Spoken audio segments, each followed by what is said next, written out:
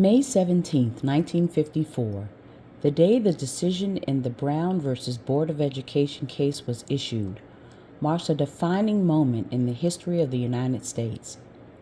The Supreme Court declared the doctrine of separate but equal unconstitutional and gave legal defense funds the most celebrated victory in the organization's storied history of fighting for civil rights.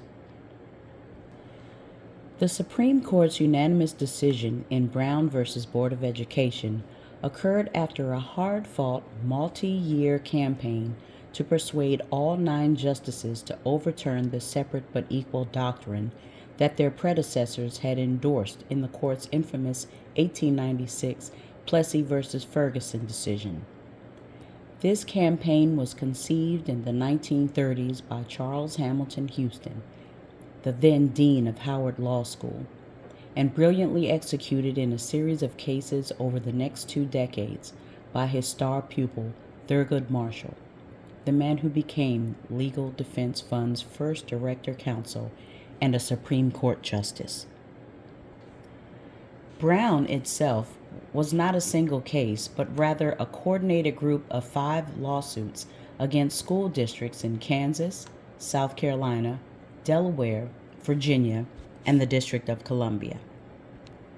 To litigate these cases, Thurgood Marshall recruited the nation's best attorneys, including Robert Carter, Jack Greensburg, Constance Barker, Motley Spotswood Robinson, Oliver Hill, Lewis Redding, Charles and John Scott, Harold R. Boulware, James Nabrett, and George E. C. Hayes.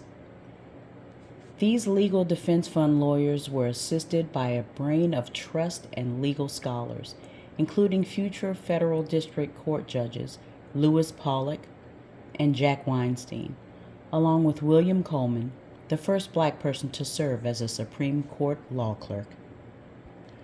Legal Defense Fund relied upon research by historians like John Hope Franklin and the work of social science researchers like June Shagloff. Ms. Shagloff was brought on staff by Marshall because he felt that she chronicling the impact of segregation on children and families was critical to the success of the Legal Defense Fund litigation. Her historical and social science research played a key role in Legal Defense Fund's preparation for the successful Brown versus Board of Education arguments before the U.S. Supreme Court. Psychologists Kenneth and Mamie Clark's now famous doll experiments were also central to LDF's success in Brown versus Board of Education. The experiments demonstrated the impact of segregation of black children. In presenting 3 to 7-year-old children with 4 dolls, identical except for color, Clark found black children were led to believe that black dolls were inferior to white dolls, and by extension, that they were inferior to the white peers. The Supreme Court cited Clark's 1950 paper in its Brown decision and acknowledged its implicity to the following passage. The separate African American children from others of similar age and qualifications solely because of their race generates a feeling of inferiority as to the status of the community that may affect their hearts and minds in a way unlike ever to be done before. After the 5 cases were heard together by the court in December 1952, the outcome remained uncertain. The court ordered the parties to answer a series of questions about the specific intent of the congressmen and the senators who framed the 14th Amendment to the U.S. Constitution and about the court's power to dismantle segregation. The court then scheduled another oral argument in December of 1953. Wrapping up his presentation to the court in that second hearing, Thurgood Marshall emphasized that segregation was rooted in the desire to keep the people who were formerly in slavery as near to the stage as possible. Even with powerful arguments from Thurgood Marshall and other Legal Defense Fund attorneys, it took another 5 months for the newly appointed Chief Justice Errol Warren's behind-the-scenes lobbying to yield a unanimous decision. Recognizing the controversial nature of its decision, the court waited another year to issue an order enforcing the decision in the Brown II. Even then, the court was unwilling to establish a firm timetable for dismantling segregation. It ruled only that public schools desegregate with all deliberate speed. Unfortunately, desegregation was neither deliberate nor speedy.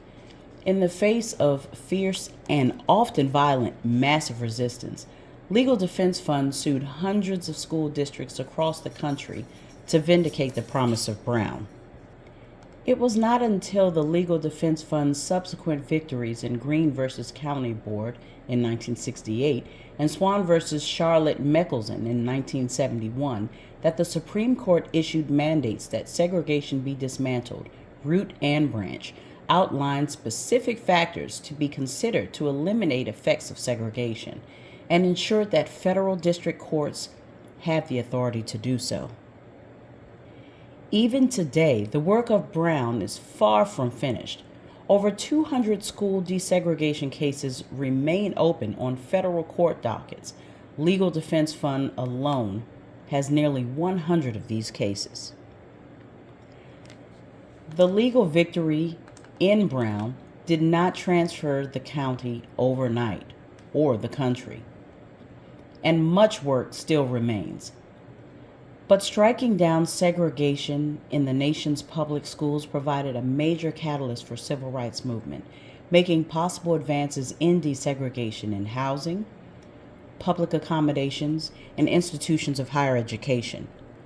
The decision gave hope to millions of Americans by permanently discrediting the legal rationale underpinning the racial caste, that system that had been endorsed or accepted by governments at all levels since the end of the 19th century, and its impact has been felt by every American.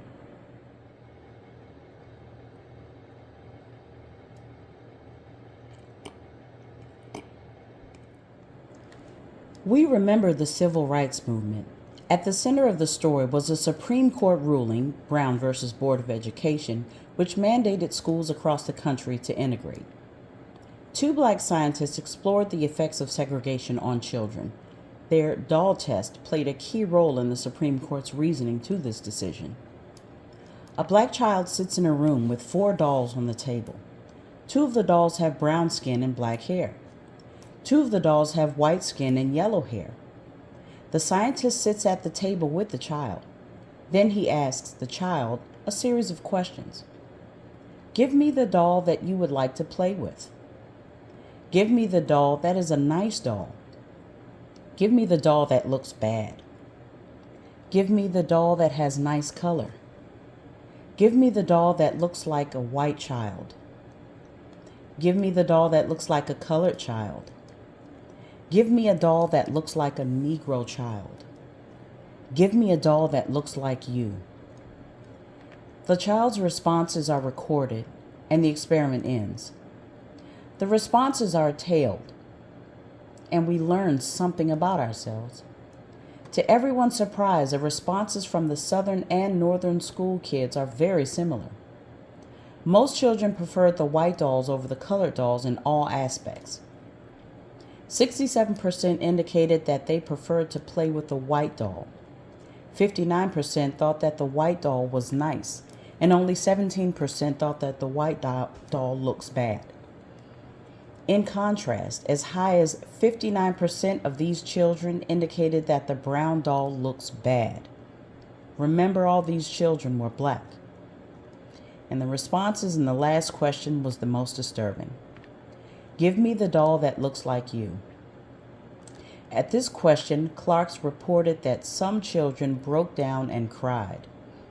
Some even stormed out of the testing room, unconsolable, convulsed into tears. Dr. Kenneth Clark would later recall and conclude that color in a racist society was a very disturbing and traumatic component of an individual's sense of their own self-esteem and worth. This heartbreaking response is still with us. Children who took this test in 2007 would also break down in tears as they saw themselves in the rejected doll.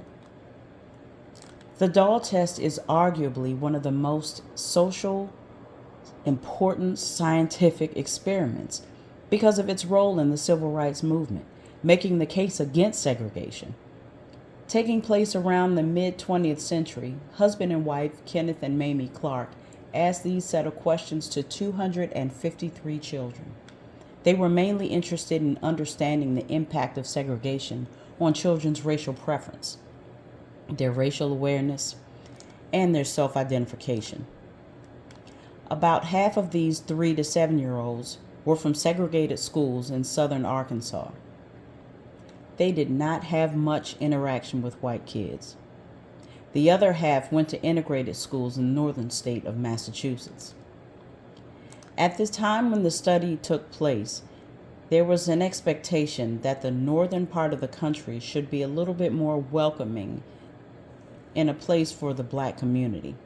Many African Americans migrated north to flee the hospitality and hostility of the South.